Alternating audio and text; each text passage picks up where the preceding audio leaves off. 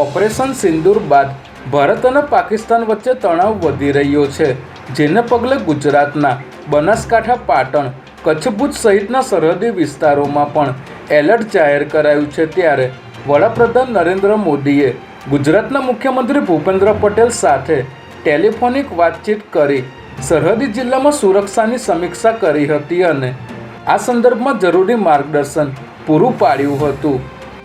આ બાબતે મુખ્યમંત્રી ભૂપેન્દ્ર પટેલે સ્ટેટ ઇમરજન્સી ઓપરેશન સેન્ટર ખાતે ઉચ્ચ સ્તરીય બેઠક યોજી હતી, જ્યારે મેડિકલ ઇમરજન્સીને પહોંચી વળવા અમદાવાદથી નવી 75 એમ્બ્યુલન્સને કચ્છ, ભુજ, જામનગર અને દ્વારકા રવાના કરાઈ છે।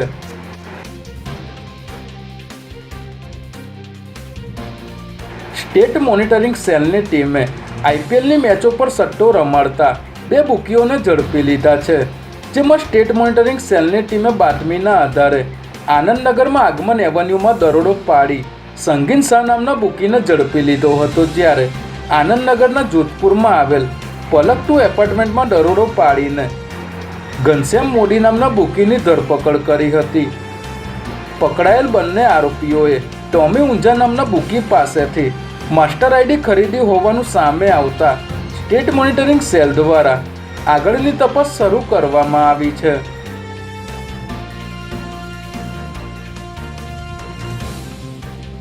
ઓનલાઈન ગેમિંગ અને ક્રિકેટ સટ્ટાના નાણાંની હેરફેર માટે બેંક એકાઉન્ટ પૂરા પાડતી ગેંગને વાસણા પોલીસે ઝડપી પાડી છે, જેમાં આરોપીઓ રાજસ્થાનમાં ઓછું ભણેલા અને પાનનો ગલ્લો તેમજ ચાની કેટલી ચલાવતા ગરીબ લોકોને ધંધા માટે બેંક એકાઉન્ટ ખોલવાનું કહીને તેમના નામે બેંક એકાઉન્ટ ખોલાવતા હતા અને તેમના ડોક્યુમેન્ટ લઈને એકાઉન્ટ હોલ્ડરને 5 થી 8 હજાર રૂપિયાનું કમિશન આપતા હતા।